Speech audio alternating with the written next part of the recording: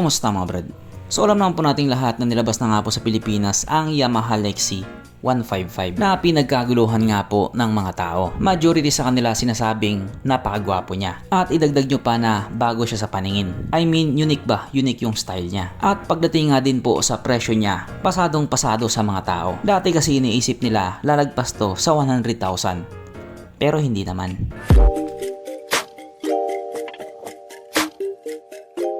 Pero syempre bago tayo magpatuloy, kung bago ka pa lamang napadpad dito sa aking walang kwentang channel, huwag ka na mag-subscribe.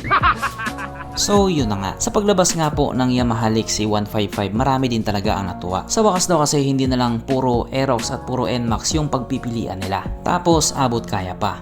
Pero para nga po doon sa mga hindi nakakalam, bago po lumabas itong si Yamaha Lexi 155, meron na pong naunang Yamaha Lexi 125. At ito nga po yun, ay hindi yan, Lexi 1000cc yan. Eto nga kasi yun. Well, sinasabi nga po na iba na napapangitan doon sa Lexi 155 na mas maganda pa daw itong Lexi 125.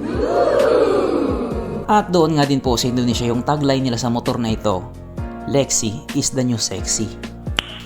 Nice. Kung sa bagay, kung ikukumpara nga din po natin doon sa 155 na medyo macho din yung datingan, nabubulol na ako. Eto kasi, suwabe lang talaga siya. Kaya ang tanong nga din po ng mga tao ngayon, dahil nga nilabas na sa Pilipinas ang Yamaha Lexi 155, ilalabas din ba kaya itong Lexi 125? Syempre naman, hindi ko po alam. Si Yamaha lang po ang makakasagot niyan. Dahil nga po wala na yung kanilang mga Yamaha MXi na perfect sana pantapat doon sa mga Honda Click 125. Eto na nga daw sana yun ang tatapos sa paghahari ng Honda Click 125, ang Yamaha Lexi 125. Pero syempre alam ko marami ang hindi mag-agree dyan.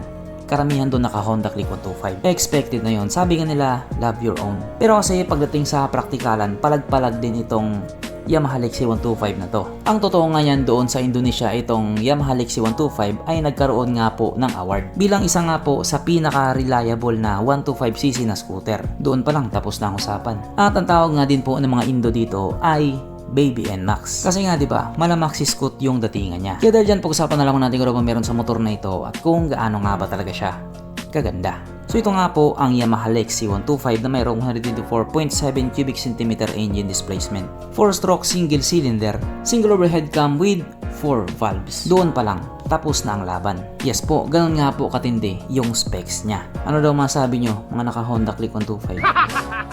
Fuel injected at ito po ay naka liquid cool.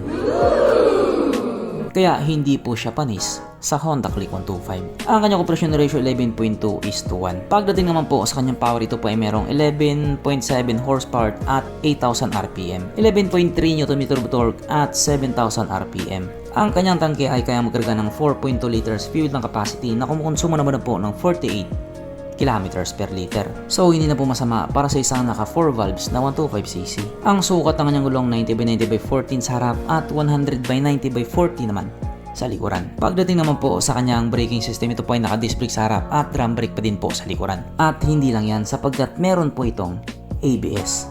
Single channel ABS lang. Ang kanyang seat height ay may taas na 785mm at 133mm naman ang kanyang ground clearance. At ang motor na ito ay may kabuuang bigat na 114 kg at 112 naman doon para sa standard. Mapunta na mabutay sa iba pa niya mga features. So ang ilaw nga po sa motor na ito naka-LED na pero balte pa rin yung kanyang mga signal lights. Ang kanyang gauge panel ito nga po ay naka full digital. Syempre meron din po itong smart key or naka-keyless naman po siya. Pero may mga standard version po na disusi lang. Start and stop system meron din siya. Side stand kill switch meron din po siya. At nandito na nga po tayo sa exciting na part, ang kanyang mga suspension. So sa harapang bahagi nga po, ito ay ginamitan ng telescopic fork. At sa likuran naman ito po ay gumagamit ng single shock absorber na ayon nga po sa mga taong nakagamit sa motor na ito, maganda ang bounce.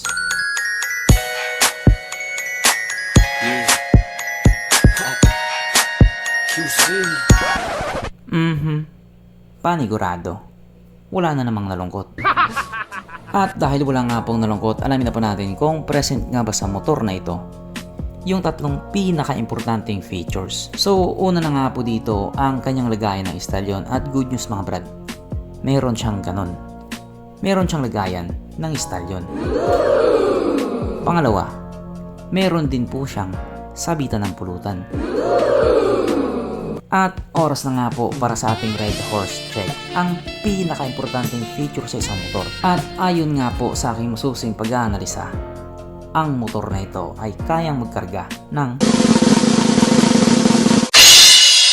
2 kahong Red Horse.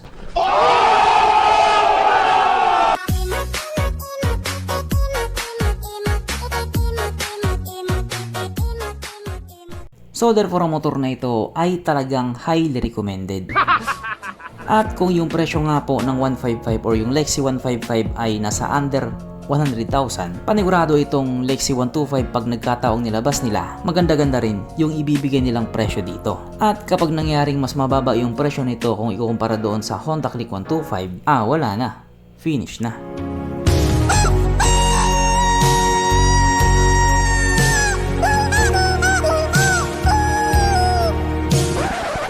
Yun lang. So hanggang dito na lang muna mga brad. Kung may gustong sabihin or gustong idagdag doon sa mga sinabi ko, mag-comment na lang sa baba. Okay, bye.